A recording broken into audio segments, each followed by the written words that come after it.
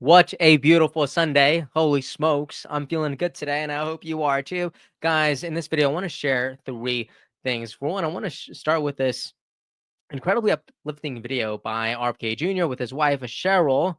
And they put out this video in honor of World Down Syndrome Day, and tribalism says that this is the most uplifting video you will see all week. So in honor of celebrating the end of the week, I thought, why not have a little feel good moment for right now? And I also wanted to share this other video where it shows a father and a son who have a different viewpoints politically, and Charlie Kirk actually ends up deconstructing this moment and giving them some healing, because there was division in the household and it was dividing the family in general.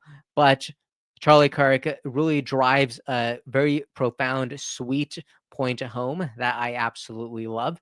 And there's this other moment with Bernie Sanders where he literally gets up during an interview today and walks out. People say that he walks off like a child, and I don't know if I would say that, but that is what some people are saying. And I thought this was really interesting whenever he was, and he did this whenever he was being pressed on a question about AOC potentially running for Senate in the future. And I thought this was really fascinating. So those are the three conversations that I want us to have today, but I really want to start here. So today's going to be kind of an easy day, kind of a fun day, but I do think conversations like this are incredibly important. They're not as heavy, but nonetheless, they do matter. All right, guys, let's go ahead and dive right in. Also, if you like having conversations like this, make sure you like and subscribe. It's one of the best ways you can help me out. Okay, check this out. Okay, let's bring this meeting to order. Today is World Down Syndrome Day. I'm Robert F. Kennedy. I am the Secretary of Health and Human Services. This is my wife, Cheryl Hines. We're celebrating with our beautiful kids and their parents. I just got a mirror. We love these kids. They're incredibly adorable and precious. I love him. He's adorable. I am so grateful and amazed that he took time out of his busy schedule to spend time with these children and to show that they really matter. These children are such a joy. They bring so much to your lives. They enrich your lives in so many ways. To the pregnant mothers expecting a child with Down syndrome, I would just say you're in store for an incredible journey. Just don't be afraid. It's a life full of just unexpected joys. This administration really is behind individuals with disabilities and families, and really, I think, understands some of the struggles that we have and the supports that we need.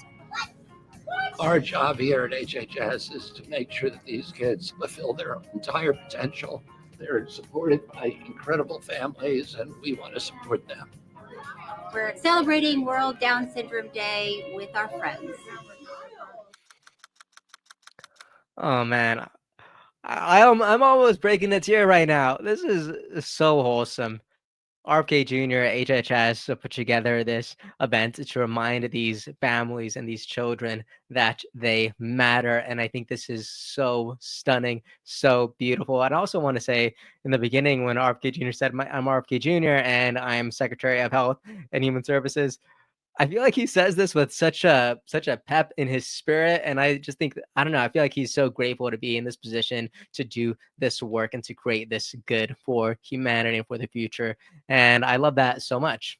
Wow, so good. Moving on, I loved this video because I don't know if you guys know this, but on my newsletter after the election, I published this article essentially talking about, like, yes, values matter and politics matter and it all matters, but they don't matter more than friends and family, and how it's just so absurd to identify people with a singular ideology that you just don't happen to agree with, and then you use that to erode every other particle of your friendship or relationship with that person. I just don't, I don't drink that juice. I don't like that. There's so much more to a person other than what they believe politically.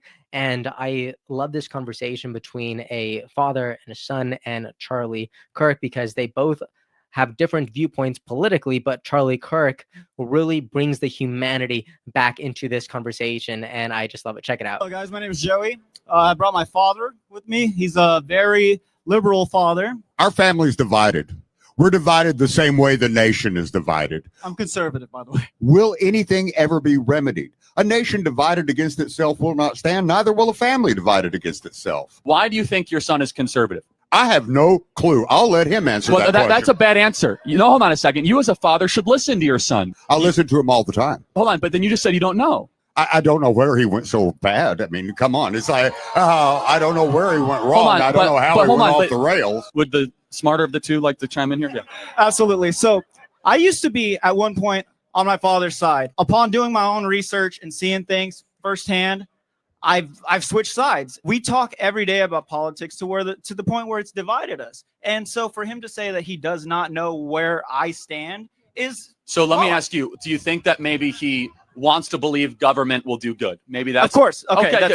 Now maybe your son is going more conservative because he thinks government hasn't done a lot of good. Is that maybe a fair charitable interpretation? That makes relative sense. Okay, so now we're getting somewhere. Here's what I'll just say in closing, guys. Never let politics get in the way of the beautiful relationship between father and son. My advice first is for the son to the father, understand he comes from a different generational perspective. He thinks government is probably a good force. Now your son, understandably, is seeing it harder than ever to own a home. He's seen a border wide open. He's seen lies from politicians. He's seen the enrichment of the ruling class. And instead of interrupting and want to get in an edge, smartly be like, maybe my son is processing a way that I might not agree with, but he's growing up in a different circumstance than I ever would. So good. What a way to bring the family back together.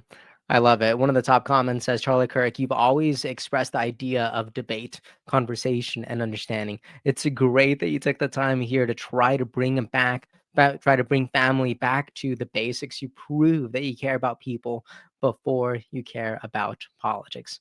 Good on you, mate. I'm from Australia. Fascinating.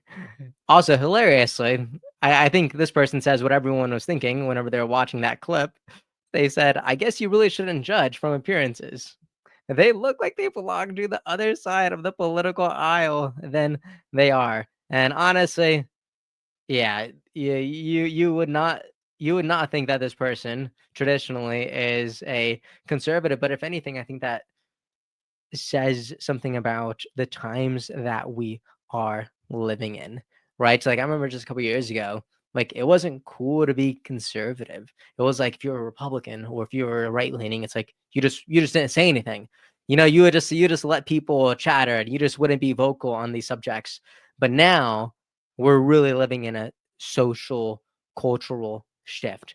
Right now, the cool people are honestly Republicans. That's the cool side of the table. And Democrats are still, jamming their thumbs up, where, trying to figure out where all went wrong because they don't have an argument, they don't have a voice, they don't have a leader, and they just are confused.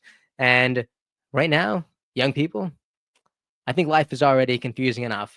Young people, they don't want to be confused in their politics. They don't want to be confused in their ideology. They want straight common sense answers. And right now they are finding that's true in the Conservative Party, in Trump's second administration, and the people that he surrounded himself with this time around. And yeah, I think this person is just a great example of what young people are, how they're expressing their political leanings this day, or at least their framework here. So I thought that was fascinating.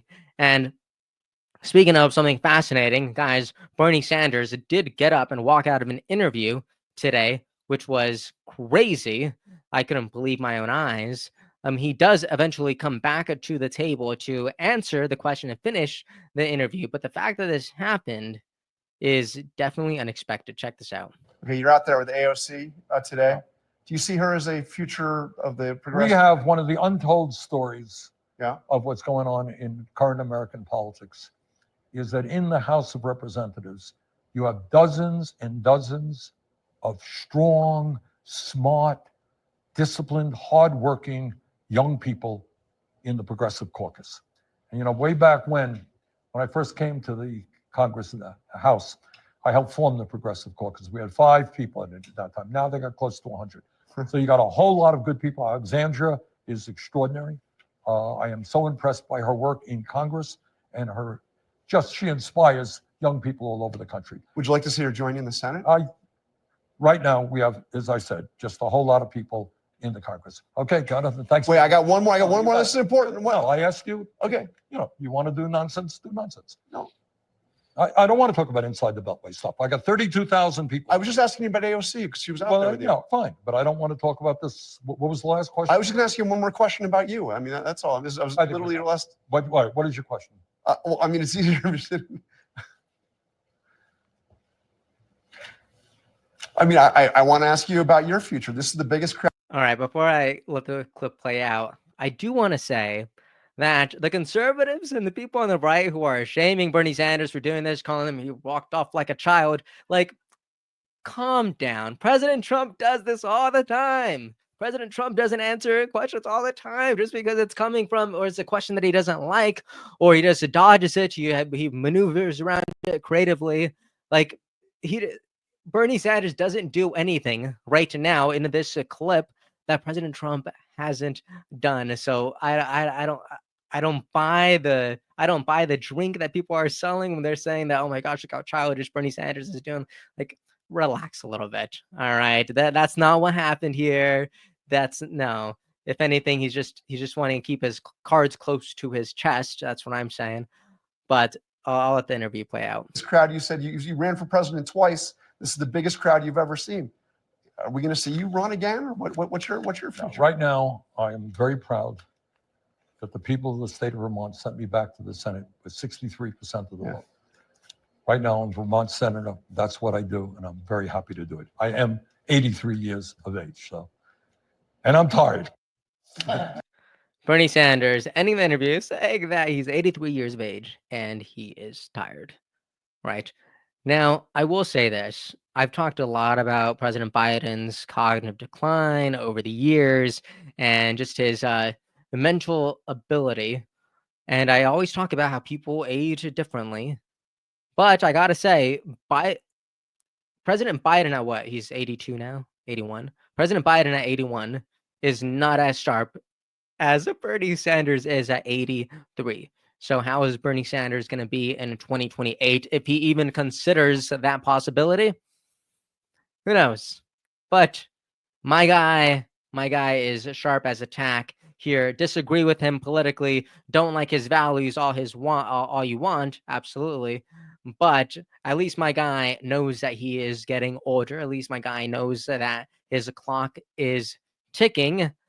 But I kind of like that he drives back home saying, I'm a senator of the great people of Vermont.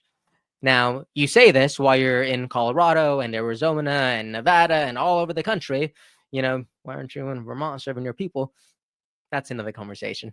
All right. So there's another thing that I want to say right now, too, actually. And it was Bernie Sanders discussing something that he actually likes that President Trump has done.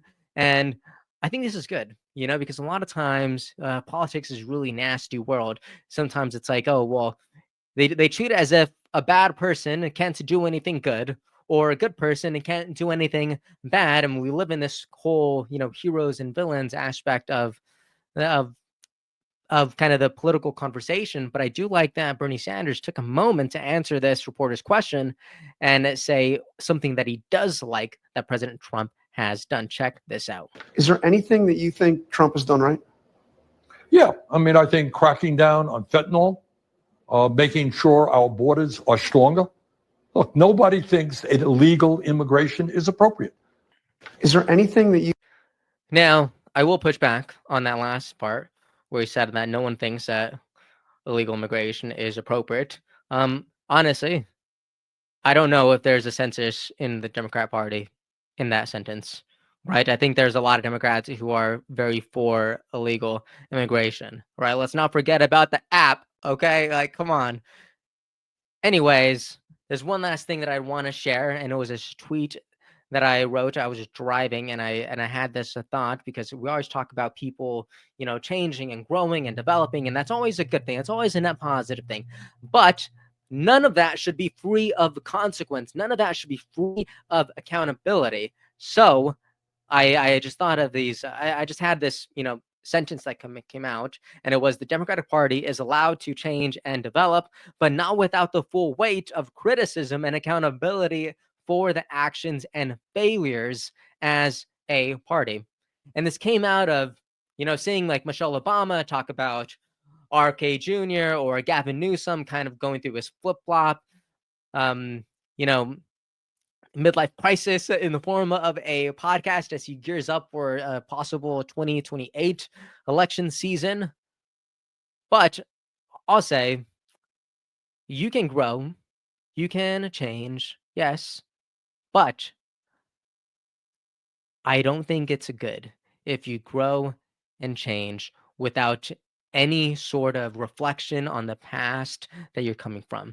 And right now, the Democratic Party is going through or experiencing some sort of rebranding. And I'm like, I am all for it. Get better ideas. That's amazing. But don't act like that didn't happen. Don't act like your positions aren't changing or developing. Own your mistakes. Talk about what changed. Talk about why you messed up, and then let's move forward. All right. I honestly think that if the Democratic Party wants a future post-Trump, they need to learn how to reevaluate their past and figure out a way to move forward. Anyways, that's all for today's episode. I hope it made sense, and I hope you liked it. If you did, please go ahead and let me know what you thought about some of these conversations. We're like all over the place. We're talking about RFK Jr. celebrating this amazing day with family and children. And we're also talking about some interesting family dynamics in terms of politics from, across the aisle, as well as Bernie Sanders getting a little heated and walking out of an interview and then ultimately coming back, and also in the same moment went ahead and praised President Trump a bit. But let me know what you thought about all this in the comment section. Let me know which perspective you align with. Let me know the areas you agree with me. Let me know the areas you disagree with me. Why? Because this is how we make things better. I like a 360-degree perspective here. All right, more perspectives make things better.